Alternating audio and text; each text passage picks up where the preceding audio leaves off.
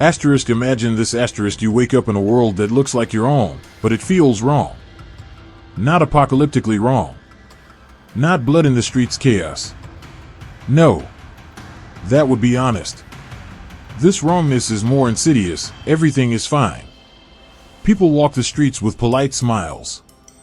Cafes bustle with mild conversations. Everyone has opinions, but none too sharp. Desires, but none too deep. Rage, but only behind screens. It's a civilization of lukewarm passions and perfectly managed lives. Mediocrity, dressed in the costume of progress. And then the question hits you, when did we trade greatness for comfort? You notice it in the eyes of the people around you, blank, glazed, searching for nothing in particular.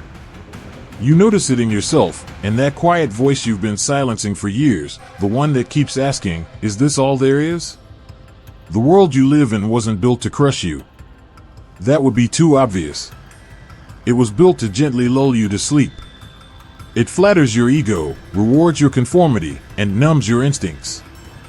But beneath the surface, a terrible betrayal festers. Your potential, your fire, is being slowly asphyxiated by a culture that calls average the highest virtue. This isn't dystopia. This is now. But perhaps the deeper horror is this: what if this world was designed not in spite of your greatness, but because of it? Friedrich Nietzsche saw this coming, not just the death of God, but the slow dying of the human spirit. He warned not only of nihilism, but of something worse, a society that avoids nihilism by glorifying mediocrity. A world where the last man reigns, content, passive, safe, and deeply hollow. He didn't despise weakness in the way cartoonish villains do. He feared the systematization of it. He feared the day when culture itself would evolve to reward complacency, to smother intensity, and to label excellence as arrogance. That day is here. You can feel it in how ambition is domesticated. Not the ambition to create, to transcend, to rupture the limits of the possible, but the ambition to be seen, to be liked, to be safe. The wildfire of will has been replaced by the sterile buzz of performance metrics and social algorithms. You sense it in how we worship relatability over brilliance. We tell children to follow their dreams, but only if those dreams can be monetized and made into content. We celebrate diversity of appearance while punishing diversity of thought. We echo slogans of authenticity, yet demand ideological uniformity.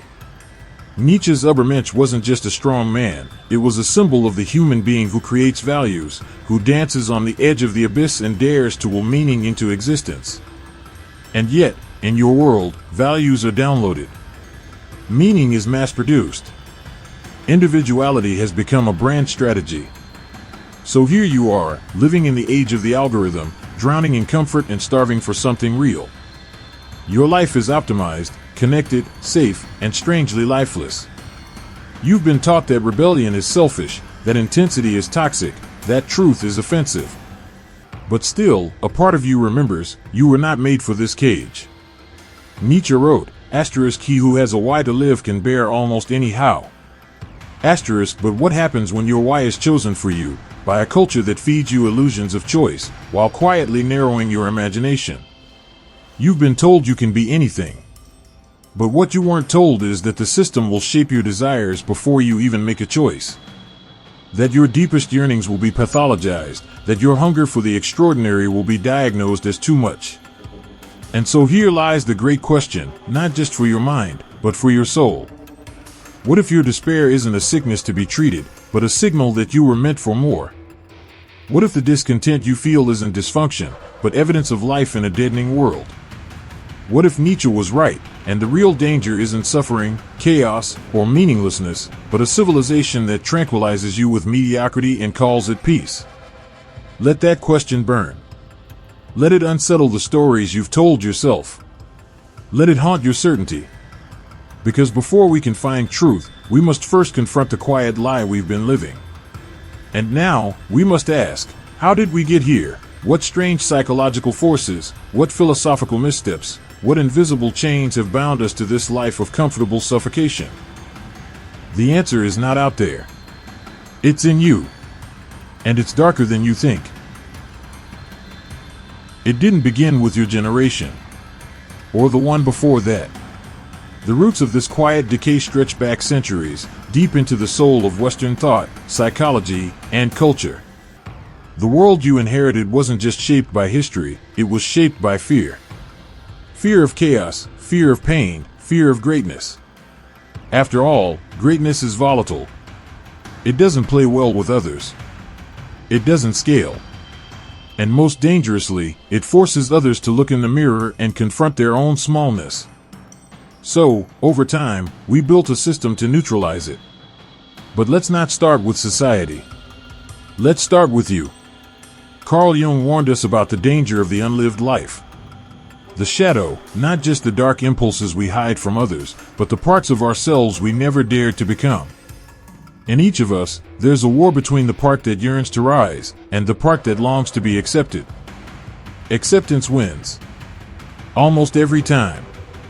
Because it begins in childhood, doesn't it? You show too much fire, they call you difficult. Too much imagination, and they label you unfocused. Too much confidence, and you're told you need to stay humble. Slowly, imperceptibly, you learn to amputate the parts of yourself that don't fit the mold. You become well-adjusted.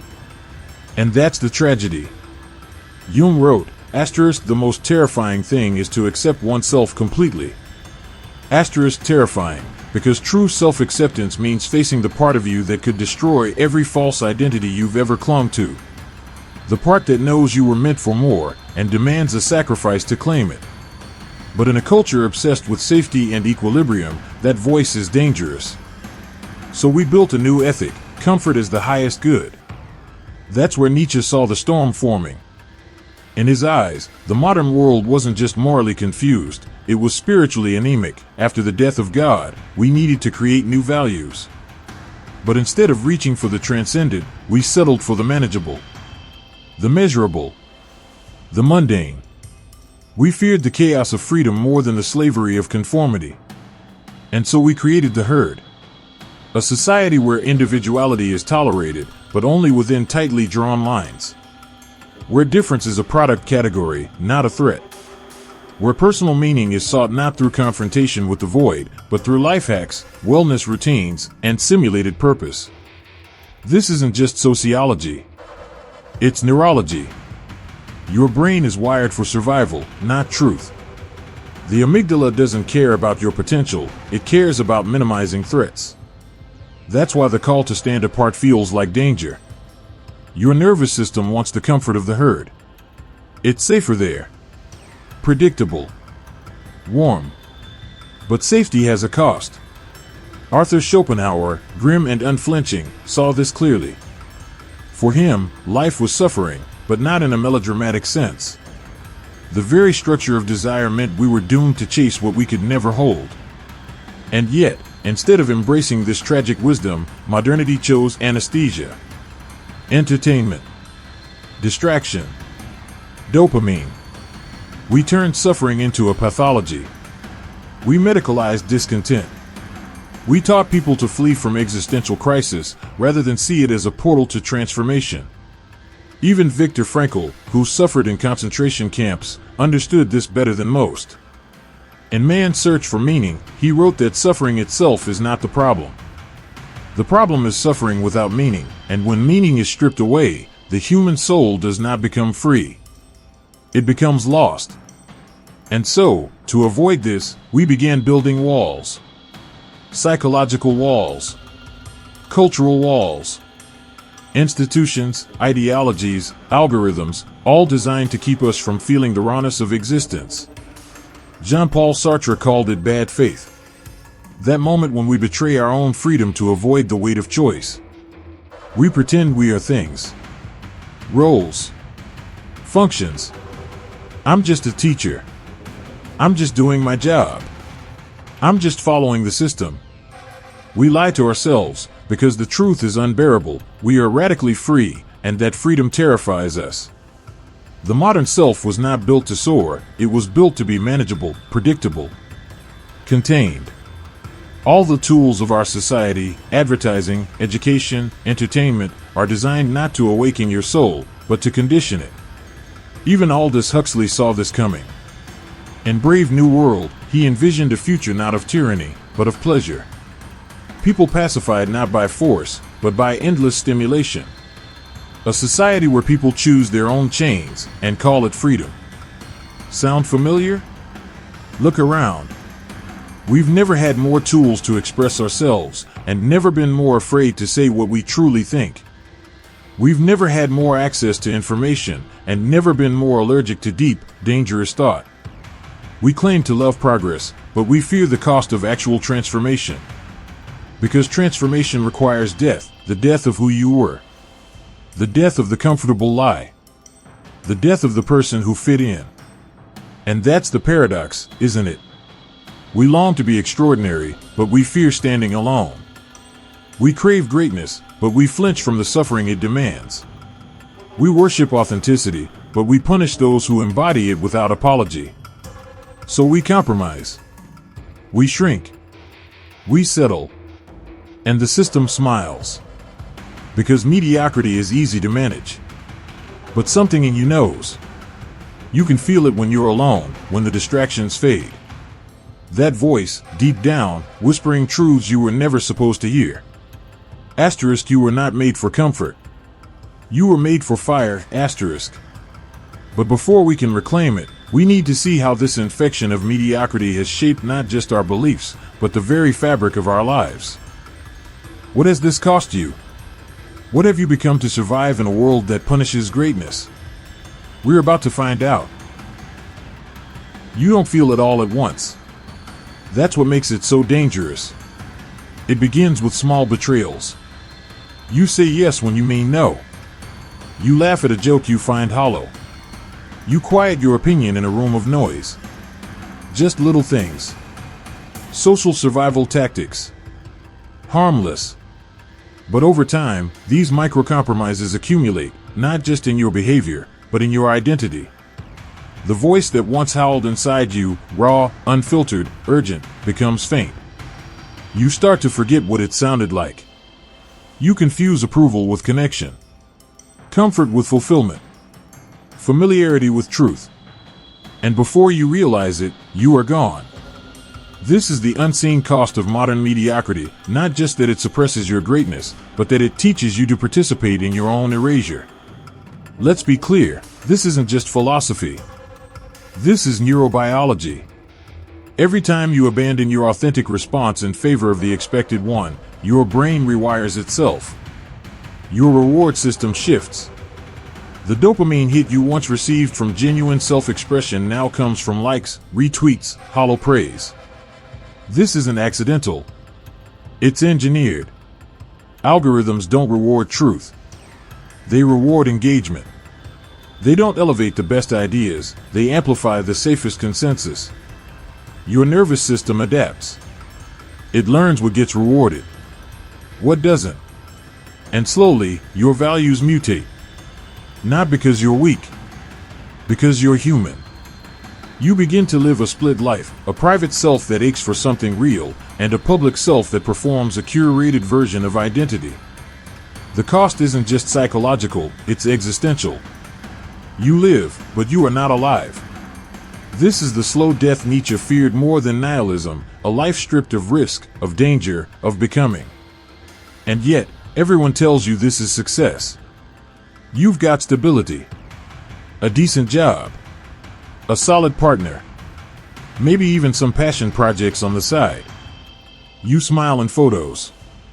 You make plans. You do what's expected. You're winning. Aren't you?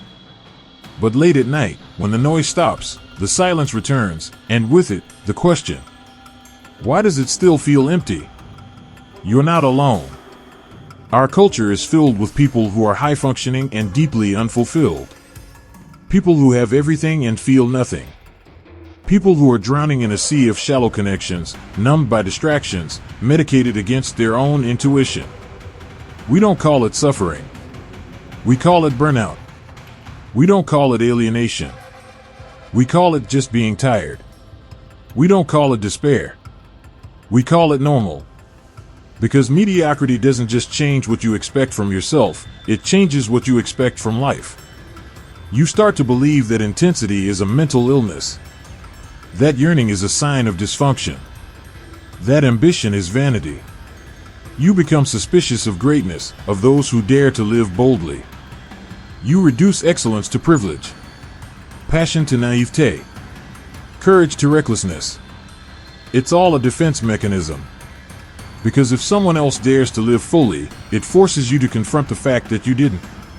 So you mock the outlier. You pathologize the visionary. You shame the one who steps beyond the pale. Not because they're wrong, but because they remind you of what you gave up. That's how mediocrity sustains itself. Through horizontal enforcement, the system doesn't need to punish you. Your peers will do it for free. You felt it. Every time you tried to say something raw, and the room went quiet. Every time you showed too much intensity, and they laughed. Every time you dreamed out loud, and someone told you to be realistic. This is how greatness is buried, not in chains, but in sighs, smirks, and sideways glances. And it doesn't stop with you. It infects how we raise children. We overprotect them, overschedule them, teach them to chase gold stars and suppress their instincts. We teach them to be manageable, marketable, liked. We kill their fire in the name of preparing them for a world that no longer rewards real daring. It infects how we relate to each other. Relationships become negotiations of comfort, not adventures of truth. We pick partners who won't challenge us too much.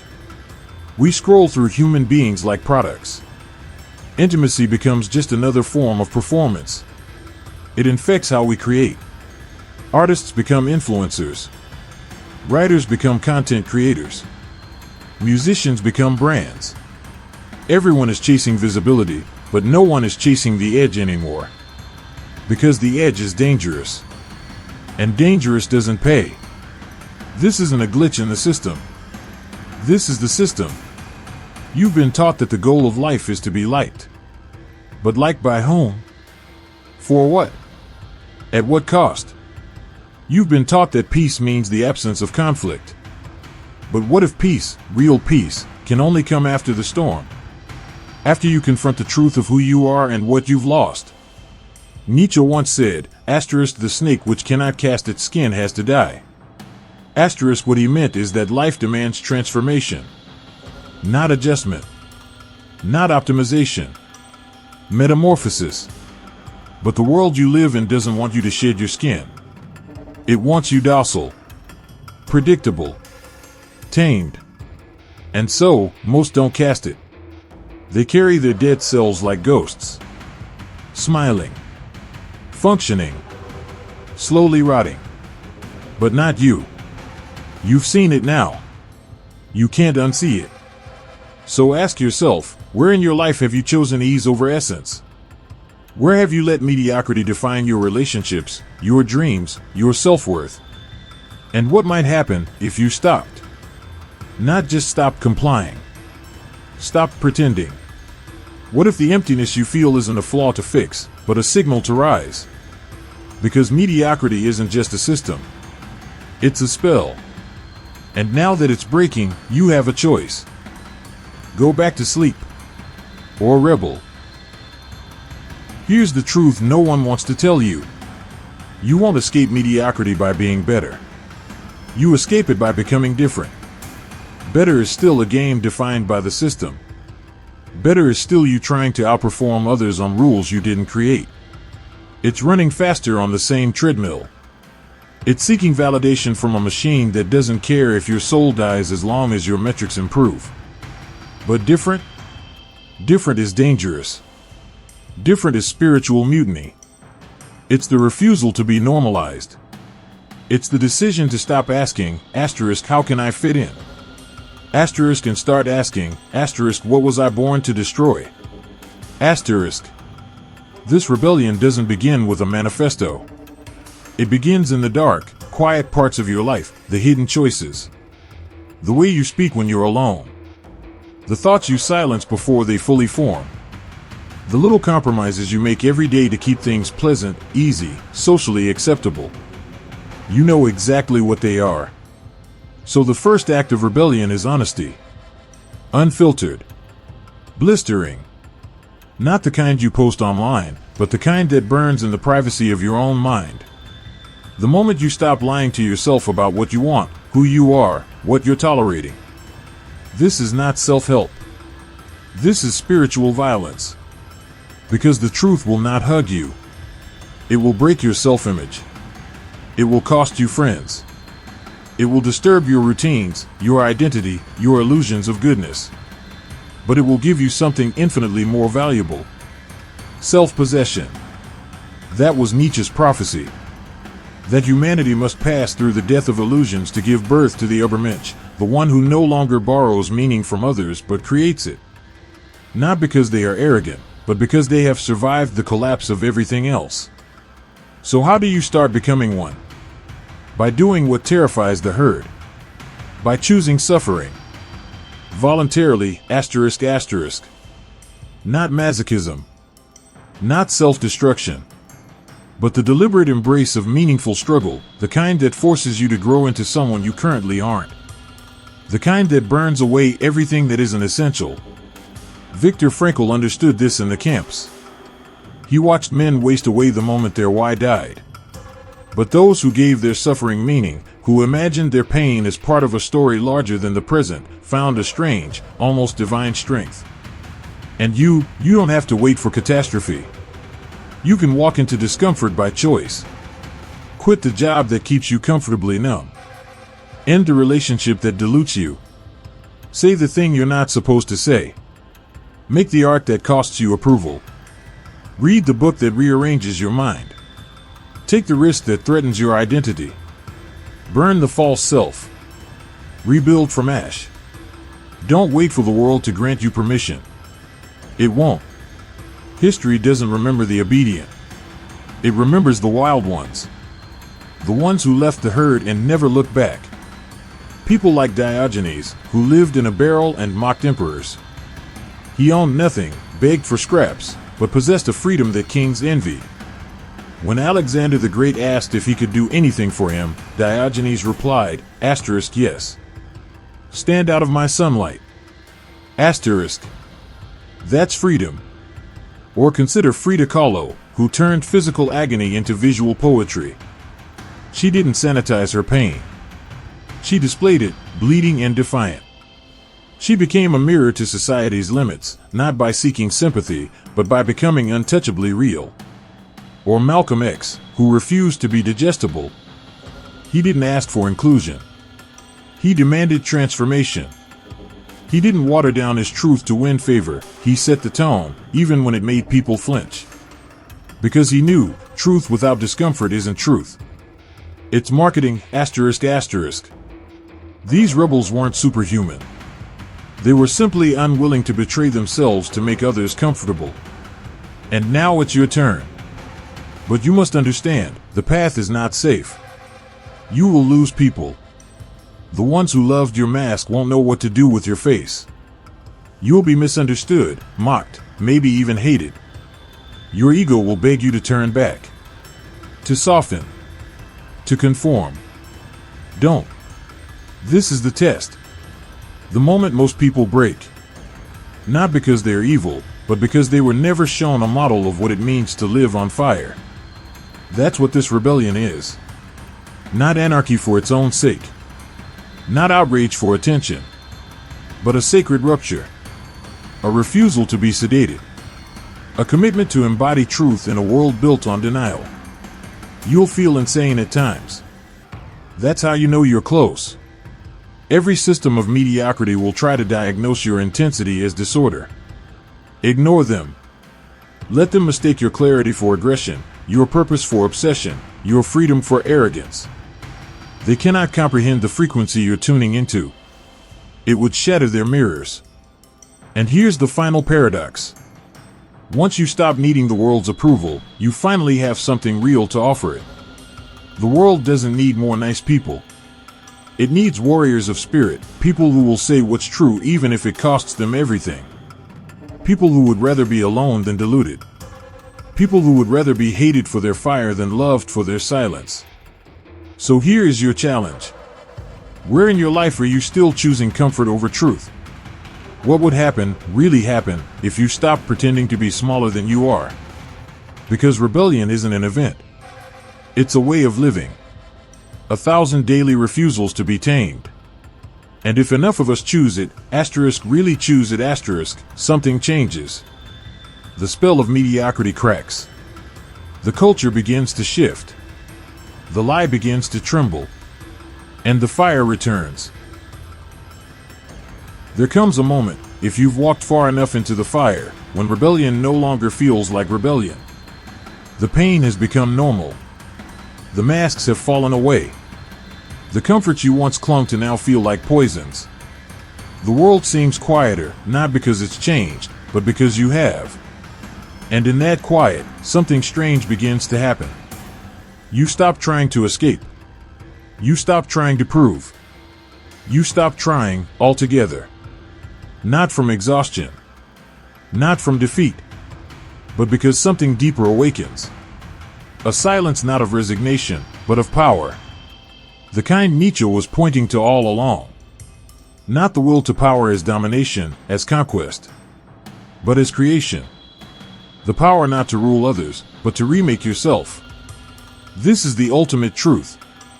You are not a citizen of this world. You are its co-creator. And creation is not safe. This is why mediocrity seduces us. It gives us a pre-made life. Predefined values. Prepackaged identities. Safety in numbers. Security in sameness. You just download a belief system, follow the script, and wait to die. But if you destroy that script, really destroy it, there is no next step. There is only you. And the void. This is the part no one talks about. The part Nietzsche knew would break most people. Freedom is a burden. When you reject all external authorities, religious, political, cultural, what's left? Just space. Just the terrible responsibility of becoming your own source of meaning. You wanted liberation. Now you must become God. Not in the blasphemous sense, but in the creative sense. The generative sense. The deeply human sense that you must now forge values where there are none.